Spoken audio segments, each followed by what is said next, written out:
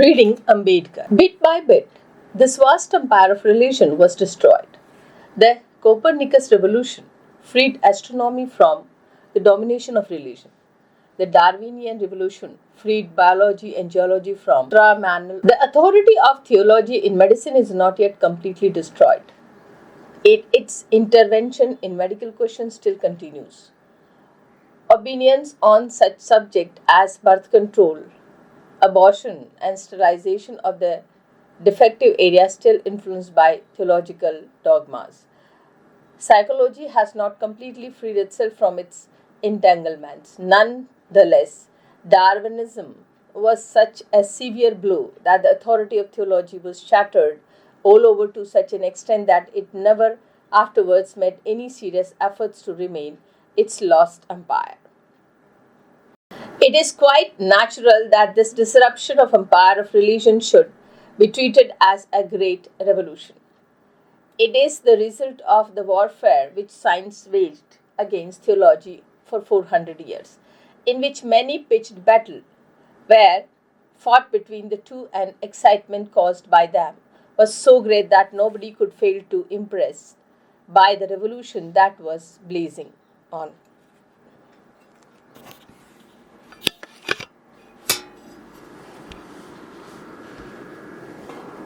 There is no doubt that this religious revolution has been a great blessing. It has established freedom of thought. It has enabled society to assume control of itself, making its own the world its once share with superstition, facing undaunted the thing for which former fears and so craving out of itself from the realm of mystery in which it lies. A sphere of unhampered action and a field of independent thought, the process of secularization is not only welcomed by scientists for making civilization a distinguished from culture possible, even religious man and women have come to feel that much of what theology taught was unnecessary and a mere hindrance to the religious life, that this chopping of its wild growth was welcome process. But for ascertaining but for ascertaining the norm of judging the philosophy of religion, we must turn to another and different kind of revolution which religion has undergone. This revolution touched the nature and content of ruling conceptions of the religion, of God to man, of society to man, and of man to man. How great this revolution can be seen from the differences which divide savage society from civilized society. Strange as it may seem, no systematic study of this religious revolution has so far been made. Nonetheless, this revolution is so great and so immense that it has brought a complete transformation in nature of religion as it's taken to be by savage society and civilized society, although very few seems to aware of it. To begin with the comparison between savage society and civilized society, in this relation of savage, one is struck by the presence of two things. First is the performance of rites and ceremonies, practice of magic or taboo, and worship of fetish or totem. The second thing that is noticeable is that the rites, ceremonies, magic, taboo, totem, and fetish are conspicuous by their connection with certain occasions. These occasions are chiefly those which represent the crisis of human life, the events such as birth, the birth of the firstborn, attaining manhood, reaching puberty, marriage, sickness, death, and war are the usual occasions which are marked out for the performance of rites and ceremonies, the use of magic, and worship of the totem. Students of the origin and history of religion have sought to explain the origin and substance of religion by reference to either magic, taboo, and totem, and the rites and ceremonies connected there and have deemed the occasion with which they are connected as of no count. Consequently, we have theories explaining religion as having risen is magic or having risen the fetishism. Nothing can be greater error than this. It is true that savage society practiced magic, belief in taboo, and worship the totem. But it is wrong to suppose that these constitute the relation or form of the source of relation. To take such a view is to elevate what is coincidental to the position of principle. The principal thing in relation of the savage are the elemental facts of human existence such as life, death, birth, marriage, etc. Magic, taboo, totem are things which are incidental. Magic, taboo, totem, fetish, etc. are not extended. They are only the means, the end is life and the preservations of life. Magic, taboo, etc. are resorted to by the savage society not for their own sake but to conserve life and exercise evil influences from doing harm to life. Thus understood the relation of the savage society was concerned with life and preservations of life, and it is this life possess which constitute the substance and source of relation of the savage society. So great was the concern of the savage society for the life and preservations of life that has made them the basis of its relation. So central where the life possesses in the relation of the savage society, thus everything which affected them became part of its relation. The ceremonies of the savage society were not only concerned with the events of birth, attaining of manhood, poverty, marriage, sickness, death, and war, they were also concerned with food. Among pastoral people, the fog and hearths are sacred. Among agriculture people, seeds time and harvest are marked by ceremonial performance with some reference to the growth and preservations of the crops. Likewise, drought, pestilence, and other strange irregular phenomenon of a nature occasion and performance of the ceremonials. Why should such why should such occasions why should such occasions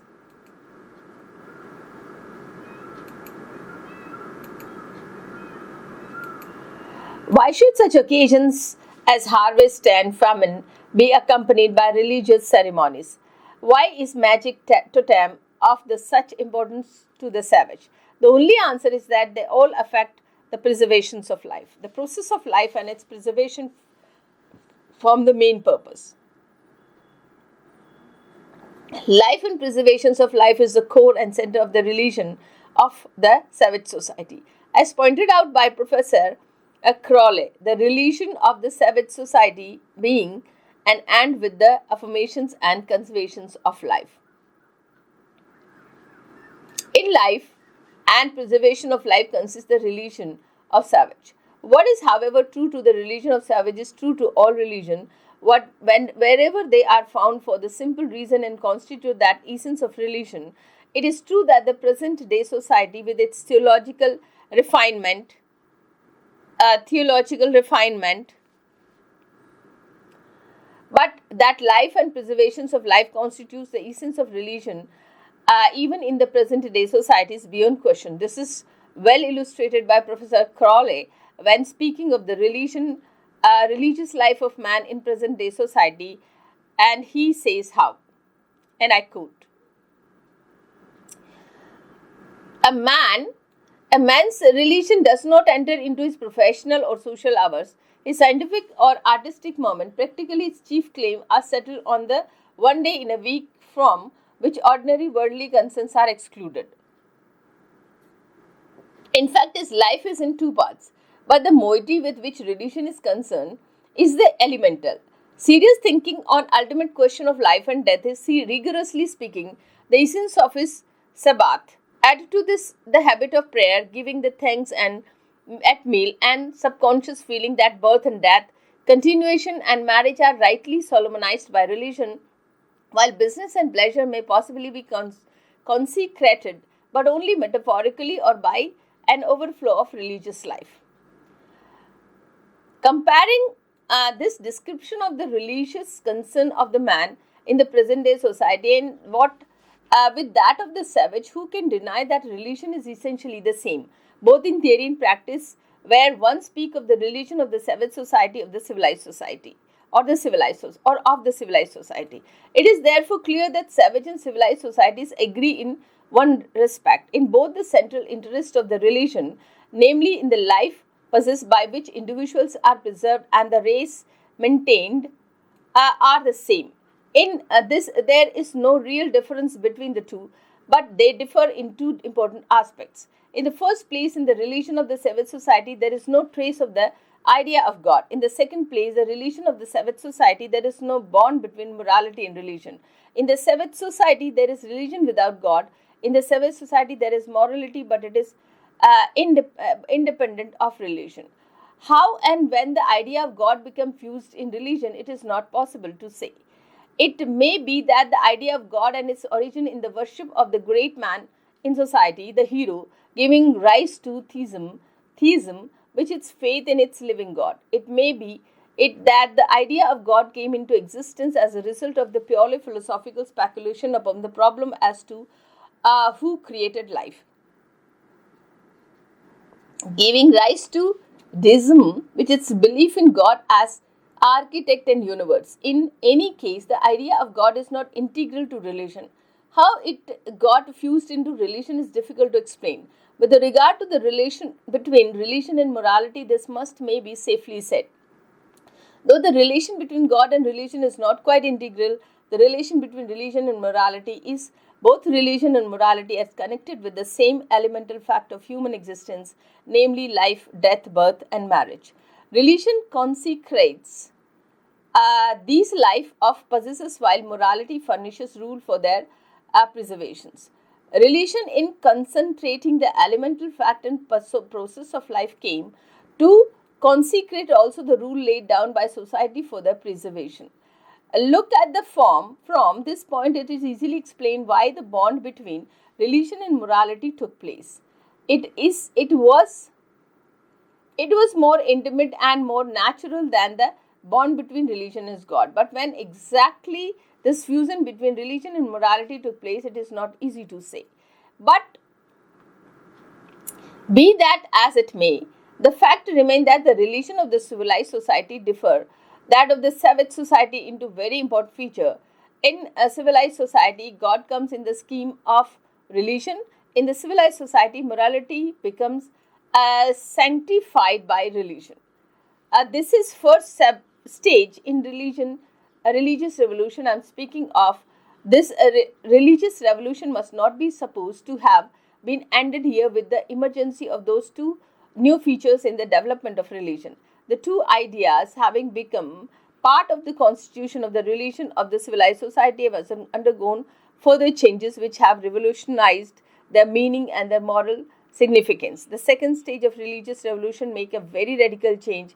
The contrast is so big that civilized society has become split into two, antique society and modern society. So that instead of speaking of religion and civilized society, it became necessary to speak the religion of antique society against the religion of modern society. Every human being, without choice on his part, but simply in virtue of the birth and upbringing, become a member of what we call natural society. He belongs, that is to say, certain family and a certain nation. This membership lays upon him definite obligations and duties which he is called upon to fulfill as a matter of course and on pain of social penalties and disabilities, while at the same time it confers upon him certain social rights and advantages. In this respect, the ancient and modern world are alike. But in the words of Professor Smith, and I quote, there is this important difference that the tribal or national societies of the ancient world were not strictly natural in the modern sense of the word. For the gods had their part and place in them equally with man. The circle into which a man was born was not simply a group of kinsfolk and fellow citizens, but embraced also certain divine beings, the gods of the family and of the state, which to the ancient mind were as much a part of the particular community with which they stood connected as a human member of social circle. The relation between the god and antiquity and their worshippers were expressed in the language of human relationship. And this language was not taken into in a figurative sense but with a strict literality. If a god was spoken of the father and of his worshippers were as his offsprings, the meaning was that the worshippers were literally of his stock, that he and they made up one natural family with the reciprocal family duties to one another, or again, if God was addressed as king and worshippers called themselves his servants. They mean that the supreme guidance of the state include provision of consulting his will and obtaining his directions in all weighty matters, also provisions for approaching him as king with duty, due homage and tribute. Thus, a man was born into a fixed relation to certain gods as surely as he was into relation to his fellow man and his relation. That is the part of the conduct which was determined by his relation to gods, and simply one side of general scheme of society was separation between the sphere of religion and ordinary life. Every social act and a reference to the god as well as man, for the society being was not made up of man only, but of God and man. Thus, in the ancient society, man and their gods form a social and political as well as a religious whole. Religion was founded on kinship between the god and his worshippers. Modern society has eliminated God from its composition. It consists for man only. The second point of a difference between antique and a modern society related to the bond between God and society. In the antique world, the various communities believed in existence of many gods, for they accepted as a real god of their enemies as well as their own. But they did not worship the strange gods from whom they had no favor to expect, and on whom their gifts and offerings would have been thrown away. Each group had its own god, and perhaps the god and goddesses to whom the other gods bore no relation whatever. The god of the antique society was an exclusion god. God was owned by and bound to one single community. This is largely to be accounted for. And there is a quote. The share are taken by the gods in the feud and wars of their worshippers. The enemies of the god and enemies of the people are identical. Even in the Old Testament, the enemies of Jehovah are originally nothing else than the enemies of Israel. In in battle, each god fight for his own people, and to his aid success is ascribed. Chemos gives victory to Moab, and Ashshire to Ashria, and often the divine image or symbol accompanied the host to battle. When the ark was brought into the camp of Israel, the Philistines said, gods are come into the camp. Who can deliver us from their own practice? For when David defeated them at Baal Perazim, part of that booty consisted in that ideals which had been carried into the field. When the Carthaginians, in their treaty of Philip of Macedon, speak of the gods that take part in campaign, they doubtless refer to the inmates of the sacred tent, which was pitched in time of war beside the tent of the general, and before which prisoners were sacrificed after a victory. Similarly, an Arabic poet, Yagut, went forth with which is against Murad. That is, the image of God, Yagut, was carried into the fray. And this fact has produced a solidarity between God and community. Hence, on the principle of solidarity between God and their worshippers, the particularism characteristics of political society could not be appeared in sphere of religion in the same measure as God of clan or town has indisputable claim to reverence and service of the community to which he belonged. He was necessarily an enemy to their enemies and strange to those to whom they were strangers. God has become God had become attached to the community, and the community had become attached to their God. God had become the God of the community, and the community had become the chosen community of the God. This view had two consequences. Antique society never came to conceive that God could be universal God, the God of all. Antique society never could conceive that there was any such thing as humanity in general. The third point of difference between ancient and modern society as a reference to the conception of the fatherhood of God. In the antique society, God was the father of his people, but the basis of his conception, the fatherhood, was deemed to be physical.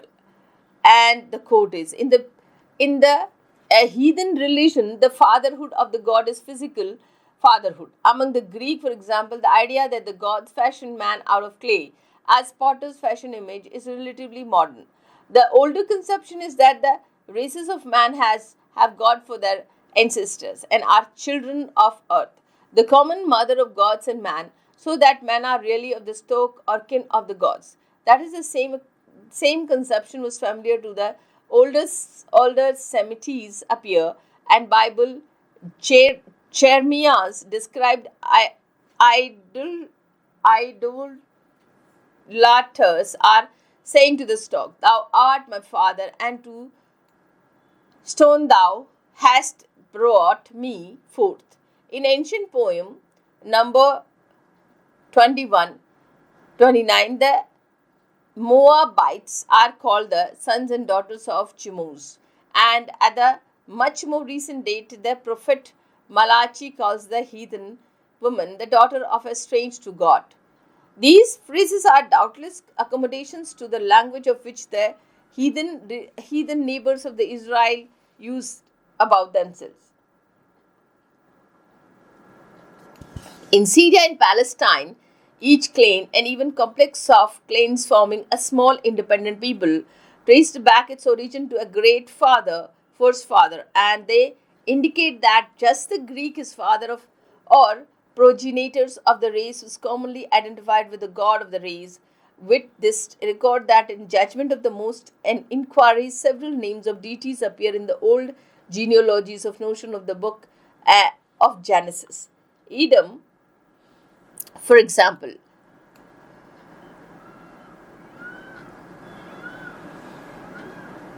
the progenitors of the Edomites was identified by the Hebrews with the Esau and brother of Jacob, but to the heathen he was a god and appeared from Theropus' proper name Obi Dedom, worshippers of the Edom, and extant fragments of the Phoenicians and Babylonian cosmogenoes date from the time when tribal religion and connections of the individual gods and particular kindred was forgotten or fallen into background. But in generalized form of notion that man are offspring of the god till held its ground. In the Phoenician cosmology of Philo, Balius, Bablius, it does so in a confused shape due to the author's eumerism.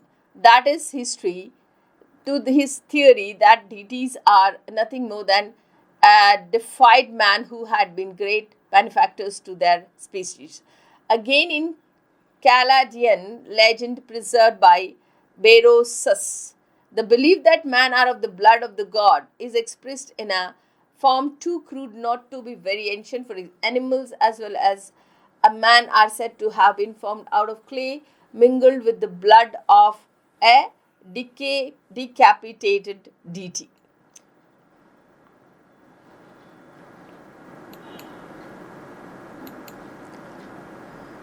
This conception of blood kinship of God and man had one important consequence. To the antique world, God was a human being and, as such, not capable of absolute virtue and absolute goodness. God shared the physical nature of man and was afflicted with the passion, infirmities, and vices to which man was subjected. The God of the antique world had also wants and appetite of the man and often indulged in the modern society. The idea of divine fatherhood has become entirely disassociated from the physical basis of natural fatherhood. In its place, man is conceived to be created in the image of God. He is not deemed to be forgotten by God. This change in the conception of the fatherhood of God looked at from its moral aspect has made a tremendous difference in the nature of God as a governor of the universe. God, with his physical basis, was not capable of absolute God and absolute virtue. With God wanting in righteousness, the universe could not insist on righteousness as an immutable principle. This association of God from physical contact with the man has made it possible for God to be conceived of the capable of absolute God and absolute virtue. The further point of difference related to the part religion plays when a change of nationality takes place. In the antique world, there could be no change of nationality unless it was accompanied by a change of religion in the antique world.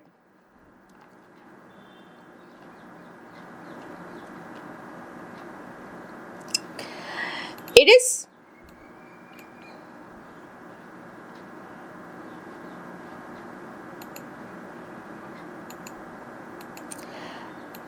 it is it was impossible for an individual to change his religion without changing his nationality, and whole community could hardly change his religion at all without being absorbed into another stock of nation. Religions like political ties were transmitted from father to son, for a man could not choose a new god at will, and gods and his fathers were only deities on whom he could count as friendly and ready to accept his homage, unless he foresaw a force where his own hinders and was received into a new circle of civil as well as religious life.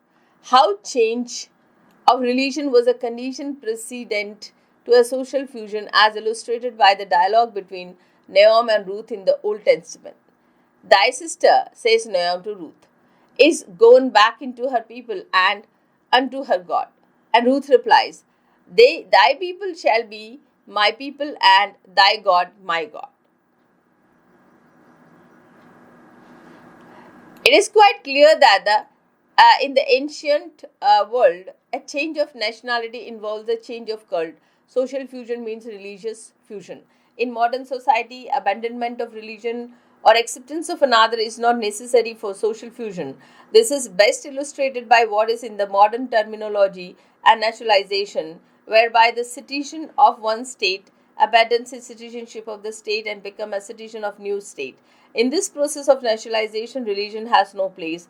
One can have social fusion, which is another name of nationalization, without undergoing a religious fusion. To distinguish modern society from antique society, it is not enough to say that modern society consisted of man only. It must be added that it of consists of man who are worshippers of different gods. The fifth point of difference related to the necessity of knowledge as to the nature of God as part of religion. And I quote, from the antique point of view, indeed, the question what the gods are in themselves is not a religion but a speculative one. What is requisite to religion is a practical acquaintance with the rule on which the deity acts, on which he accepts his worship to frame their conduct, and what in 2 Kings is called the manner, or rather the customary law of the God of the land. This is true even of the religions of Israel. When the prophets speak of the knowledge of the law and principle of his government is Israel, and summary expression of the religion as a whole, the knowledge and fear of Jehovah. That is the knowledge of what Jehovah prescribed, combined with the reverent obedience and an extreme skepticism towards all religious speculation is recommended in the book of Ecclesiastes as the proper attitude of pity. For no amount of discussion can carry a man beyond the plain rule to fear God and keep his commandments. This counsel, not unjustly as summing up the old view of religion, which in more modern days has unfortunately begun to be undermined. The sixth point of a difference related to the place of belief in religion in ancient society. Ritual and practical uses were, strictly speaking, the sum total of ancient religions. Religion in primitive time was not a system of belief with practical applications. It was a body of fixed tradition practices to which every member of society conformed as a matter of course. When men could not men could not be if they agree to do certain thing without having a reason for the reaction. But in ancient religion, the reason was not first formulated as a doctrine and then expressed in practice, but conversely, practice precede doctrinal theory. Man from general rule of conduct before they begin to express general principle in words. Political institutions are older than political theories, and linked manner religious institutions are older than religious theories. This analogy is not arbitrarily chosen, for in fact parallelism in ancient society between religion and political institutions is complete. In each sphere great importance was attached in form of precedent, but the explanation why precedent was followed consisted merely of legend as to first establishment. This is precedent once established was authoritative, did not appear to require any proof. The rule of society was based, and continued existence of the society was sufficient reason why a precedent once set should continue to be followed.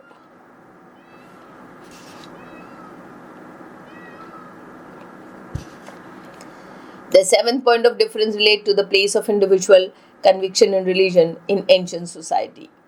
Religion was a part of the organized social life into which a man was born and to which he conformed through life in the same unconscious way in which men fall into any habitual practice of the society in which they live. Men took the gods and their worship for granted, just as they took the another uses of the state for granted. And if the reason or speculated about them, they did so on the presupposition that the traditional uses were fixed things behind which their reasoning must not go, and which the reasoning could be allowed to overturn. To us, modern religion is above all matter of individual conviction and reasons belief, but to the ancient it was part of citizens' public life, reduced to fixed norm, which he was not bound to understand and was not at liberty or to criticize or to neglect. Religious non-conformity was an offense against the state, or if sacred tradition was tampered with, the base of society were undermined, and the favor of the god was fortified. But so long as the prescribed form were duly observed, a man was recognized as truly pious, and no one how the relation was rooted in his heart of a fact, like political duty, of which indeed it was part of religion, was entirely comprehended in the observations of certain fixed rule of outward conduct. So uh, this is page number 19, and we'll finish up to page number 19, and after that the next video will be there. The faith of antique world sought nothing higher than a condition of physical being ether. The good things desired for God were the blessings of earthly life, not spiritual but carnal things. What was antique societies asked to believe themselves to receive from their God lay mainly in following things: abundant harvest, help against their enemies, and counsel by oracles or soothsayers in matter of natural difficulty. In antique world, religion was not the affair of the individual but of the community. It was the community and not individual that was sure of permanent and unfailing hand of duty. Next, as to the difference in the relation of the God, it was not business of God of atheism to watch by a series of special providence over the welfare of a very individual. It is true that individuals laid their private affairs before God and asked with prayers and used strictly personal belongings. But they did this just they might have a personal boom for a king, and as carved a father without expecting to get all was asked. What the God might do in this way was done a matter of personal favor and no part of their proper function as the head of community. The God watched over a man's civic life. This is page number 20. So we'll complete up to this.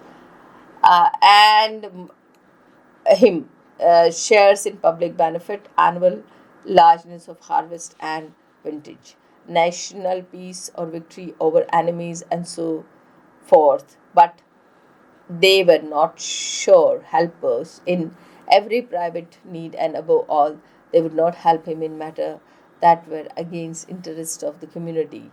Who there was another there was therefore a whole region of possible need and desire for which religion could and would do nothing. So we are stopping up to here, and after that we'll just this is the last point, and we'll start next in the different um, attitude of God in society to man. This will start later on. Thank you so much. Jai Bhim, Jai Bharat.